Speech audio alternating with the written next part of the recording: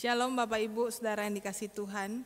Kita bersyukur sore ini bisa berjumpa kembali dalam persekutuan tengah minggu kita. Sebelum bersama-sama mengangkat suara memuji Tuhan, mari kita berdoa. Bapa dalam surga, kami bersyukur kepada Engkau Tuhan. Pada sore hari ini Tuhan memberikan kami kesempatan untuk bersekutu bersama di dalam persekutuan online kami. Sekalipun kami berbeda-beda tempat, kami percaya Tuhan ada bersama kami. Dan Tuhan berkenanlah kiranya atas setiap pujian penyembahan kami. Pimpin persekutuan kami ini dari awal, pertengahan hingga akhir, semuanya berjalan untuk kemuliaan Tuhan. Di dalam nama Tuhan Yesus kami berdoa. Amin. Bapak Ibu Saudara yang dikasihi Tuhan, kita bersyukur sebab hari demi hari Tuhan senantiasa memimpin menyertai kehidupan kita. Kita bersyukur bahwa kita tidak sendiri melewati masa-masa sukar ini. Kita punya Allah yang luar biasa, yang dahsyat. Oleh karena itu mari kita bersama-sama menaikkan pujian. Tiada yang seperti Engkau, begitu mengasihiku.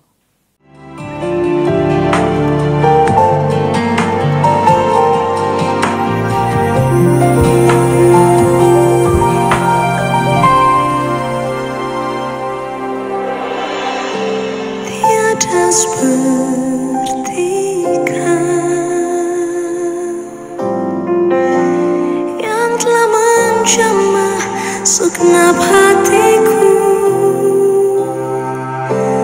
tak seorang pun di dalam hidup ini seperti Kau, Tuhan. Tiada seperti Kau yang telah menjamah segenap hatiku, tak seorang pun di dalam hidup ini seperti Kau, Tuhan.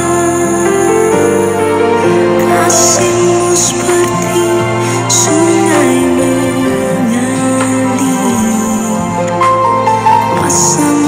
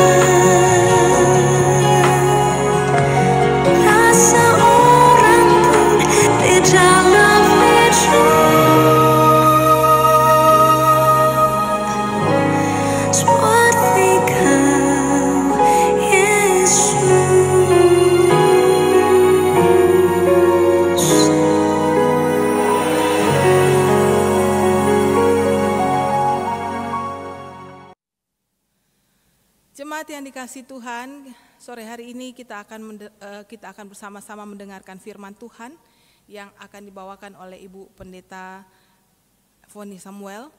Oleh karena itu, mari kita persiapkan hati kita. Kita menyanyikan pujian Hatiku Percaya.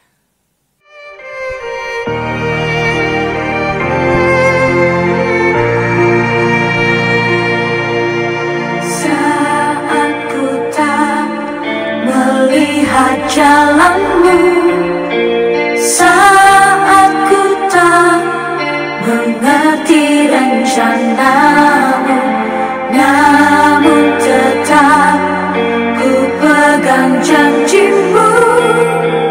Pengharapanku hanya padamu.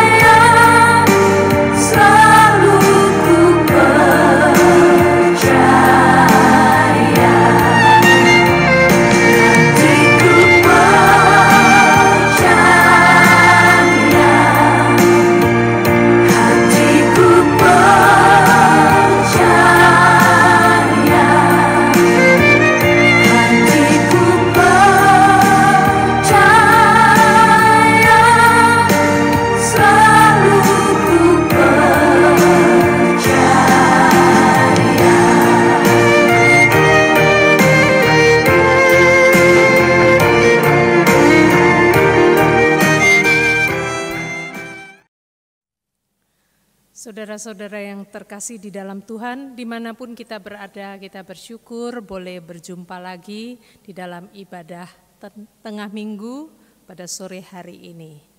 Untuk itu, mari kita bersama-sama kita berdoa, memohon pimpinan Tuhan pada saat kita membaca dan merenungkan firman-Nya.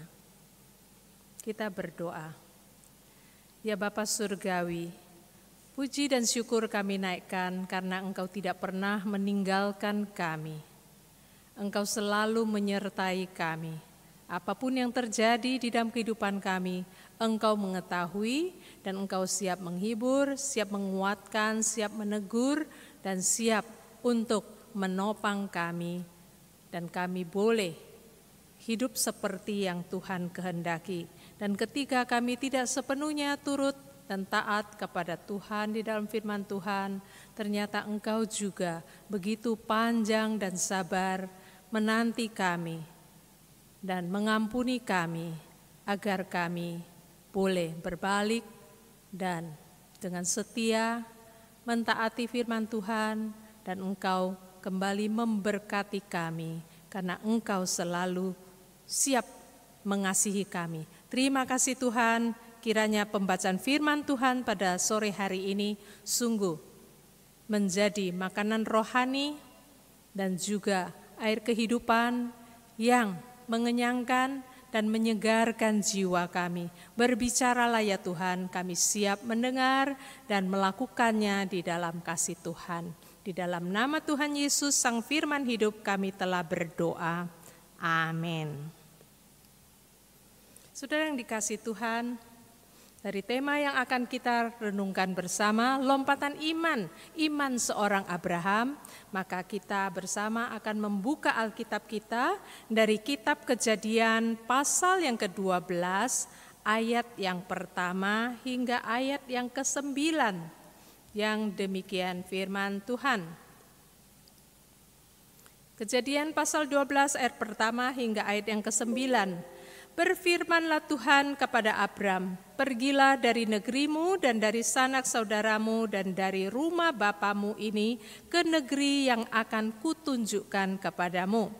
Aku akan membuat engkau menjadi bangsa yang besar dan memberkati engkau serta membuat namamu masyhur dan engkau akan menjadi berkat.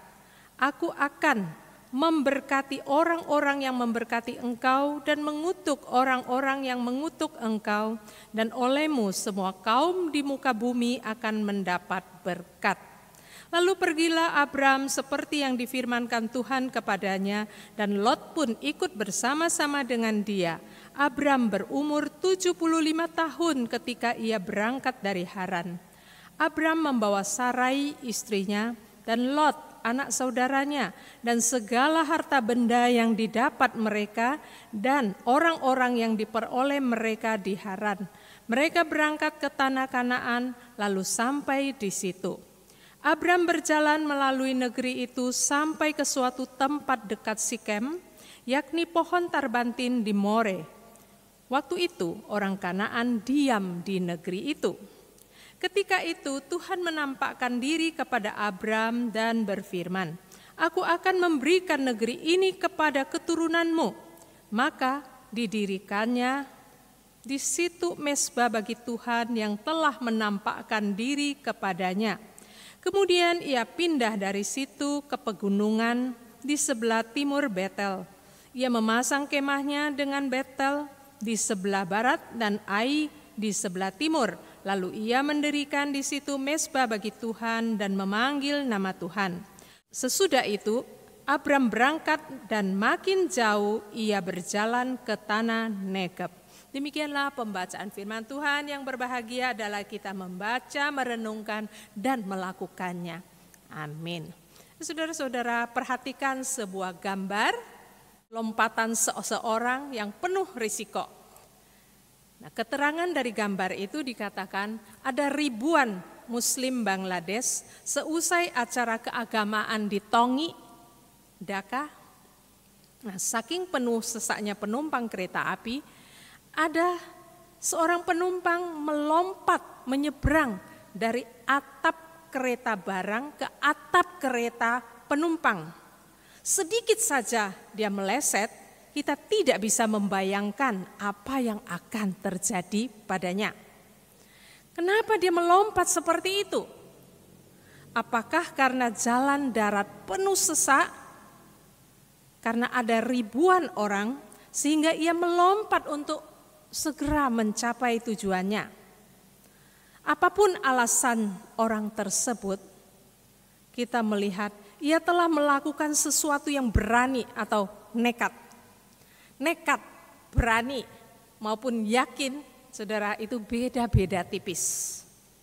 Itulah hidup yang penuh dinamika dan menurut saya mengasihkan.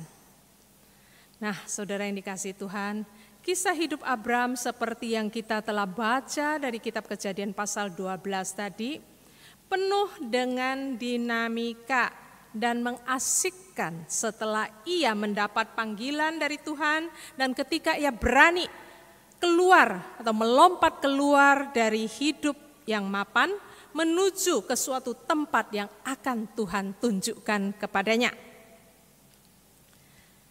Orang yang percaya menyebut hal itu sebagai lompatan iman. Disebut lompatan iman karena dia berani melakukannya. Dia membawa istrinya serta keponakannya yang bernama Lot dan seluruh harta bendanya. Dan saat berangkat, waktu itu Abram sudah berumur 75 tahun. Orang yang berumur 75 tahun, kita sempat atau kita menyebutnya sebagai orang yang lanjut usia. Dan itu tidak mudah. Dan dia berani meninggalkan kemapanan dengan umur 75 tahun. Berangkat untuk memulai suatu hidup baru di suatu tempat yang akan ditunjukkan Tuhan kepadanya. Yang berarti belum ada satu destinasi yang jelas. Destinasi yang konkret. Sungguh, saudara, kita akan menyebutnya nekat. Namun, saudara yang dikasihi Tuhan, untuk urusan spiritual, ketika orang yakin dan mantap kepada Tuhan yang diimaninya, saudara, inilah yang disebut iman. Beriman, percaya penuh tanpa ragu.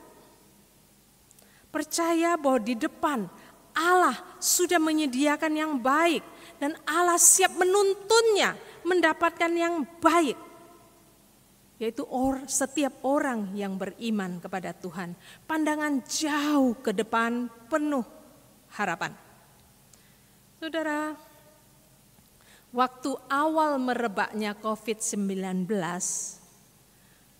dan kita dihimbau atau wajib stay at home, tinggal di rumah. Ketika saya mendapat sebuah WA dari anak saya, sekarang mumpung lagi WFH.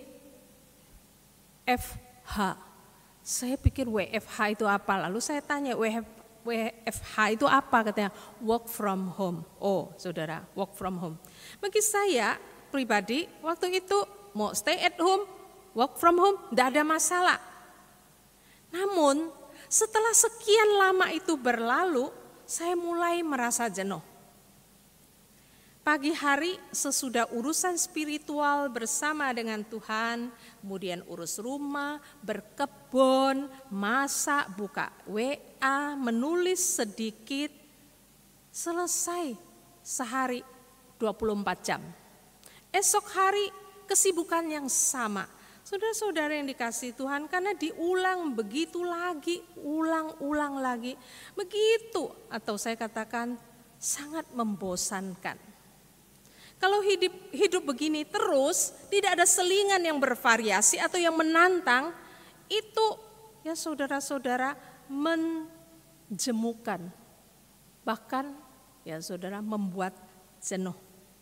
Saya pribadi berpikir, jika kehidupan seperti itu yang terus dilakukan oleh para lansia dan tidak ada sesuatu yang merangsang otaknya, dan saya katakan mereka atau saya bisa cepat menjadi pikun. Cepat menjadi pikun. Maka saya berdoa kepada Tuhan. Mohon Tuhan membuka jalan, memberi kesempatan kepada saya untuk melakukan sesuatu selain yang sudah begitu rutin setiap hari dilakukan. Saya berdoa sungguh-sungguh kepada Tuhan. Nah, saudara, 2 hari kemudian saya segera mendapatkan jawaban dari Tuhan. Doa saya dikabulkan.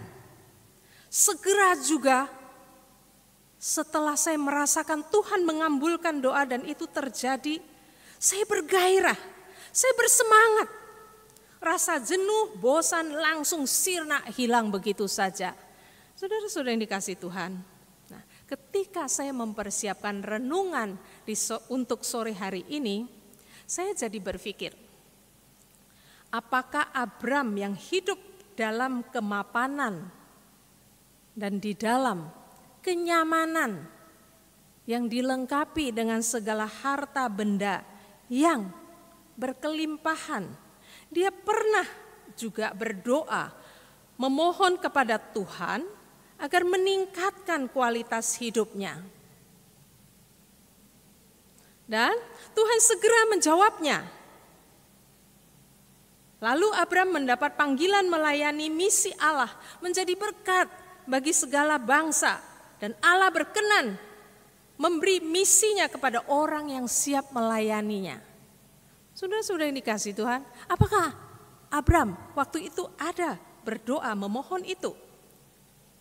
Saudara-saudara yang dikasihi Tuhan, yang jelas Alkitab mencatat setelah Allah berfirman kepada Abram tanpa tawar-menawar atas panggilan Allah kepadanya, ayat keempat yang tadi sudah kita bacakan, di situ dikatakan, lalu pergilah Abram seperti yang difirmankan Tuhan kepadanya, dan Lot pun ikut bersama-sama dengan dia, dan pada waktu itu Abram berumur 75 tahun ketika ia berangkat dari Haran. Saudara-saudara yang dikasihi Tuhan, pertanyaannya sekarang adalah, apakah orang beriman yang percaya bahwa Tuhan menyertainya, maka segala sesuatu pasti lancar? Saudara-saudara, ya, jawabnya pasti tidak. Pasti tidak. Abram mengalami tantangan demi tantangan. Itulah yang dimaksud dengan kejutan hidup yang mengasihkan karena ada tantangan. Masa lalu Abraham tidak menghambatnya mengikut Tuhan, tidak menghambatnya untuk melakukan misi Allah. Tetapi beberapa peristiwa yang terjadi dalam perjalanan dia menuju tanah yang dijanjikan Tuhan kepadanya. Nah saudara, itulah tantangan yang harus dihadapi dengan integritas di dalam dirinya. Apa saja tantangan bagi Abraham itu? Kita angkat beberapa hal saja, misalnya tantangan ketika dia memiliki atau karena dia memiliki seorang istri yang cantik. Istri yang cantik sungguh adalah karunia Tuhan. Tetapi kita lihat peristiwa pengalaman Abram dengan istrinya yang cantik itu. Rupanya di dalam perjalanan menuju ke tanah yang dijanjikan Tuhan itu ada terjadi masa kelaparan, sehingga membuat Abram bersama keluarga dan orang-orangnya harus mampir atau singgah di Mesir, hidup sebagai orang asing untuk mendapatkan makanan. Rupanya Abram juga paham budaya setempat, maka ia minta istrinya yang cantik itu bekerja sama dengannya dengan berkata, Sarai, kamu istriku yang cantik. Jadi kalau ada orang tahu aku suamimu, aku akan dibunuh dan kamu dibiarkan hidup.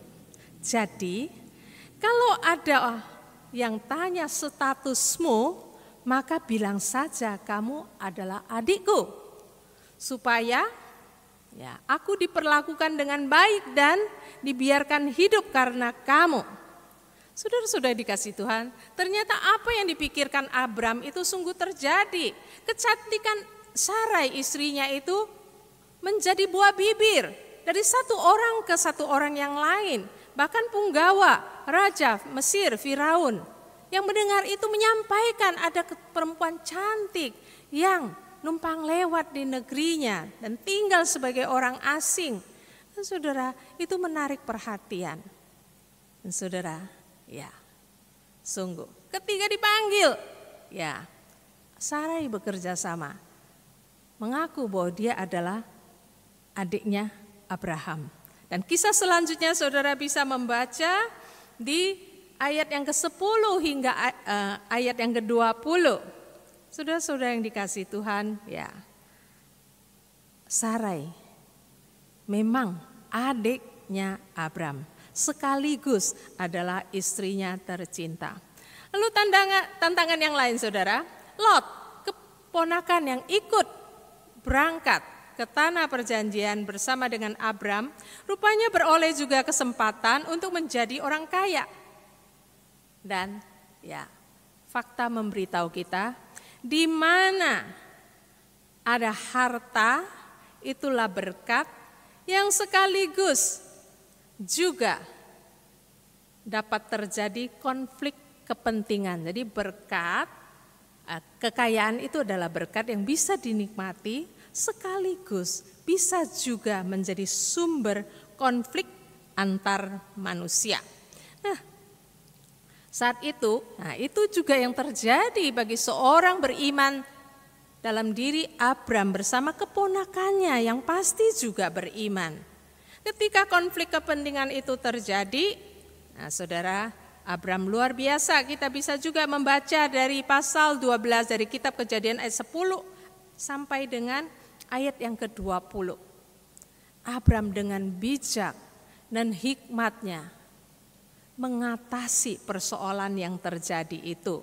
Dan dia boleh tetap mengasihi keponakannya. Demikian juga keponakan juga tahu kalau ya pamannya Abraham itu mengalah, memberi kemudahan bagi dirinya. Saudara-saudara yang dikasihi Tuhan, tantangan berikutnya saya sebut ya, tantangan masalah keturunan. Bagaimana seorang yang tidak memiliki anak akan menjadi suatu bangsa yang besar. Bahkan akan menjadi bangsa yang memberkati bangsa-bangsa yang lain. Ini adalah tantangan yang sungguh menguji iman dan kesetiaan bagi seorang yang mengemban misi ilahi. Abram sempat juga di dalam menjalani misi ilahi itu, karena anak yang tidak kunjung hadir, Abram sempat menerima usul istrinya, Sarai.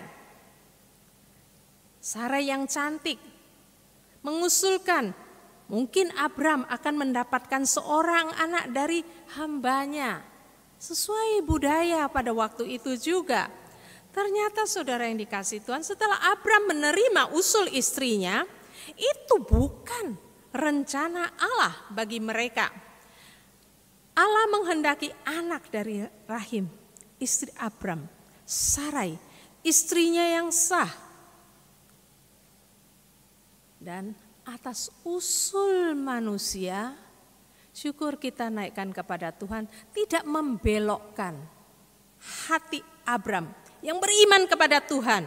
Tetapi usul itu, tindakan manusia harus juga dipikul oleh, atau akibatnya dipikul oleh manusia. Itu Sarai yang bermaksud baik itu, dia harus juga menderita sakit hati dengan usul yang telah dia sampaikan. Karena rupanya hamba yang diberikan kepada Abram untuk mendapatkan seorang anak, ketika dia berhasil memperoleh seorang anak, dia lupa status dan perannya sebagai seorang hamba yang melakukan tugas dari tuannya. Dia melunjak dan itu menyakitkan hati Sarah yang tentu juga memberi sebuah kondisi yang nyaman, serba salah bagi Abraham. Biar gimana pun anak yang dilahirkan oleh hamba itu adalah darah dagingnya. Saudara-saudara yang dikasihi Tuhan, ya, Singkat cerita, pada akhirnya berkat Tuhan kepada Abram, ada juga seorang anak yang dilahirkan dari istri yang mendampinginya menjalani perjalanan iman. Dan ini yang menjadi puncak tantangan bagi Abram. Dari sekian banyak tantangan yang ada, Allah meminta anak perjanjian itu menjadi kurban. Kurban yang dipersembahkan di mezbah bagi Tuhan. Ujian meminta anak yang satu-satunya yang dijanjikan itu sungguh ujian iman yang dahsyat yang harus dihadapi oleh Abram. Apakah hatinya hancur? Saya pribadi percaya hatinya hancur. Namun walau hancur hatinya, dia tetap taat kepada Tuhan yang telah memanggilnya, yang telah memberi dia misi yang begitu luhur, misi bagi seluruh umat manusia. Saudara-saudara yang dikasihi Tuhan, tantangan demi tantangan harus dihadapi Abram. Apakah ada protes dan keluhan dari Abram? Saya tidak menemukan protes dan saya juga tidak menemukan pertanyaan Abram kepada Tuhan, mengapa Tuhan? Saya tidak menemukan itu. Semua dijalani Abram sebagai proses pembentukan karakter yang makin berkenan kepada Tuhan. Abram, orang yang berintegritas itu lulus ujian. Kemudian, saudara, dia mendapat gelar sebagai bapak orang beriman. Bapak, Ibu, saudara yang dikasihi Tuhan, bagaimana dengan kita? Bagaimana dengan kita? Apakah kita akan selamat berhasil melewati setiap ujian iman yang kita harus hadapi? Mungkin jauh sebelumnya kita sudah memenangkan begitu banyak ujian. Dan sekarang ujian tentang COVID-19 ini. Apakah kita pribadi, kita sebagai anggota keluarga, kita sebagai gereja Tuhan akan berhasil selamat melewati ujian iman terhadap COVID-19 ini.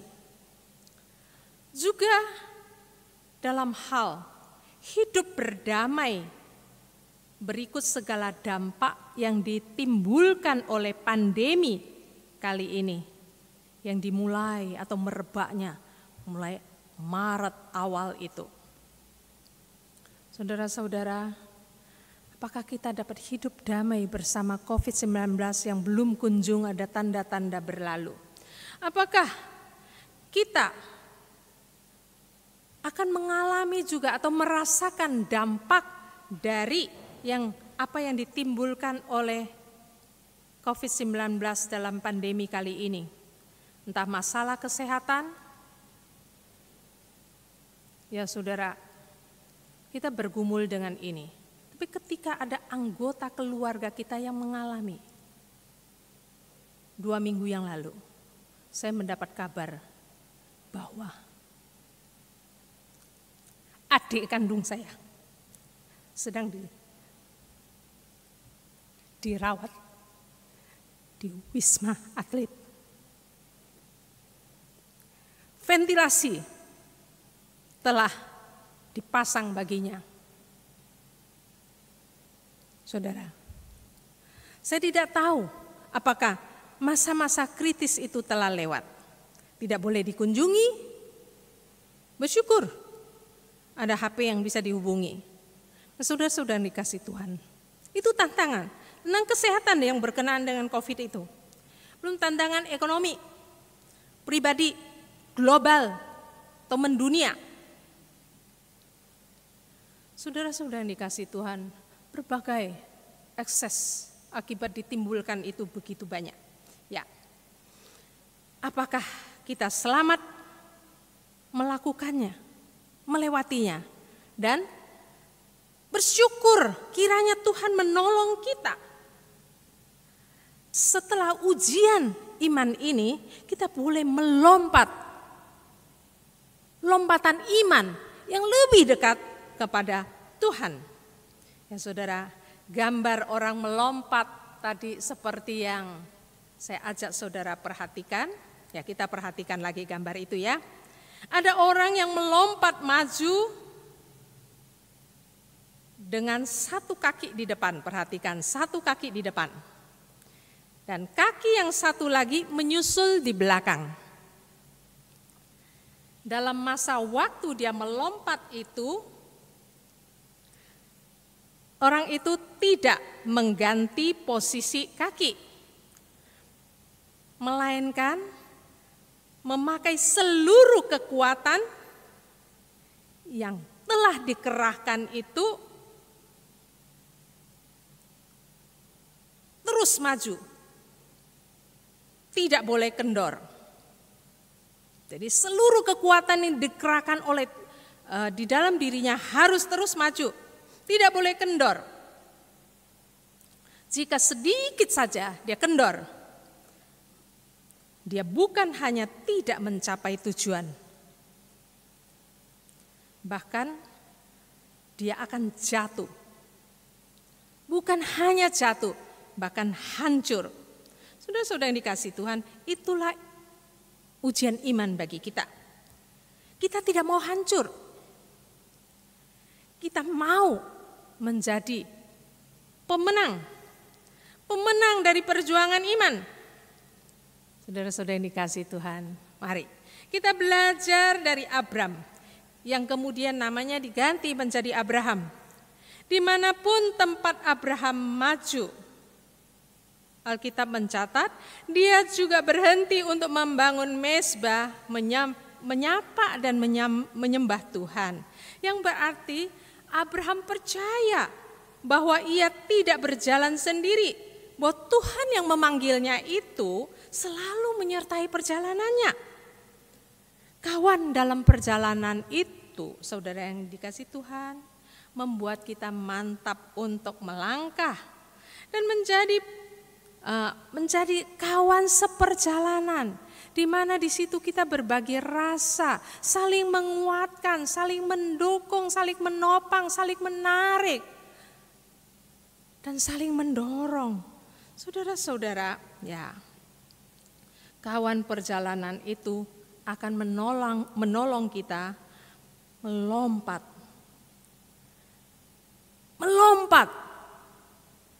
Lompatan iman. Lompatan iman.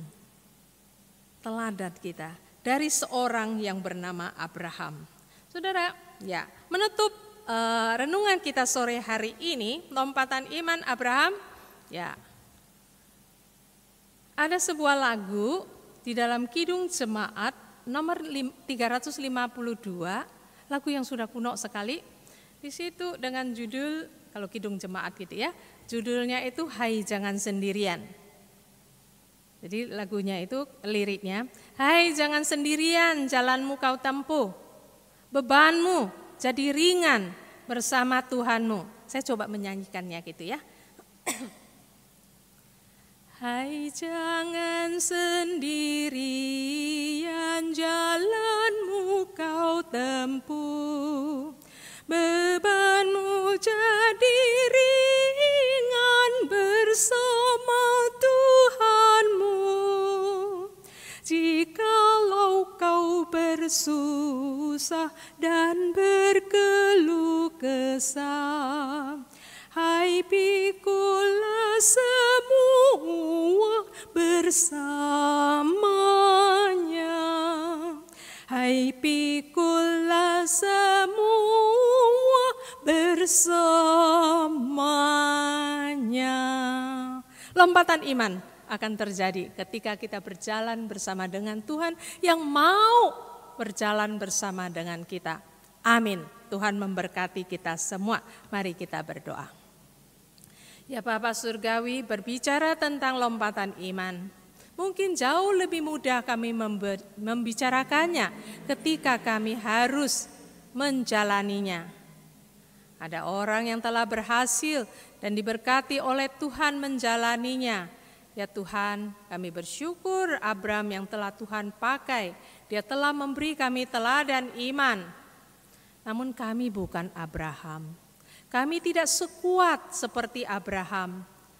Kami, ya Tuhan, orang yang kurang beriman ini membutuhkan Tuhan menopang kami, menambahkan iman bagi kami, dan kami berjalan di sepanjang jalan yang masih Tuhan percayakan bagi kami untuk kami jalani.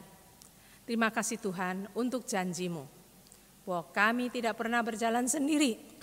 Dan kalau berjalan sendiri kami tidak ada kekuatan, tapi bersama dengan Engkau Tuhan, Engkau menopang kami. Terima kasih ya Bapa, kami berdoa untuk negara kami Indonesia yang berjuang melawan hal-hal yang akan menyerang dan melemahkan bangsa ini, baik dalam maupun dari luar. Dan juga berjuang mengatasi masalah COVID-19, juga masalah ketahanan pangan, ketahanan ekonomi, semua itu ya Tuhan membutuhkan uluran tangan kasih-Mu. Kami juga berdoa bagi orang-orang yang mengalami dampak masalah ekonomi karena pandemi ini. Ya Tuhan, kami juga berdoa bagi mereka yang sedang berjuang, bertahan hidup terhadap COVID-19 yang telah menyerang dirinya. Ya Tuhan, Engkau adalah tabib yang agung. Biarlah kehidupan Engkau berikan bagi orang yang Engkau beri kehidupan untuk melanjutkan perjalanannya di muka bumi ini. Dan mereka, keluarga yang harus kehilangan anggota keluarganya karena berbagai sebab, musibah kecelakaan, musibah penyakit COVID-19 ini, dan penyakit yang lain, penyakit penyerta, semua yang menyerang kehidupan manusia.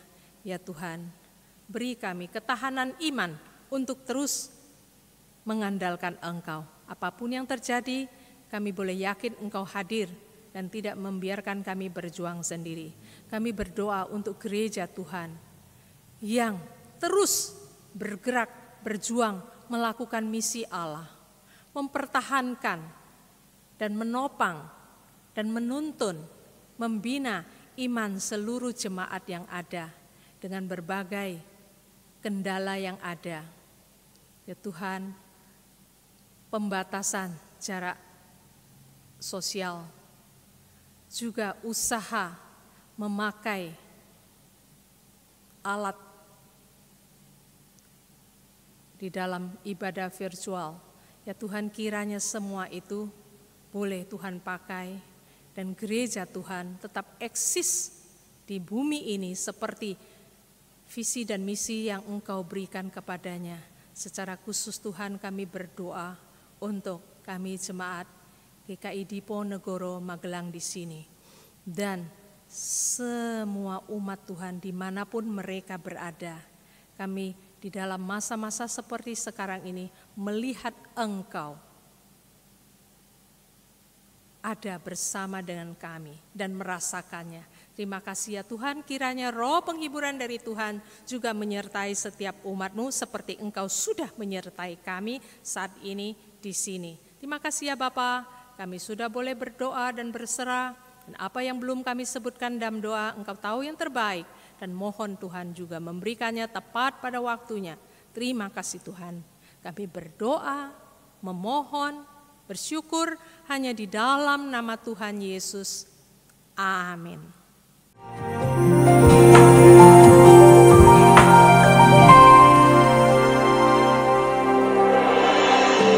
Tiada seperti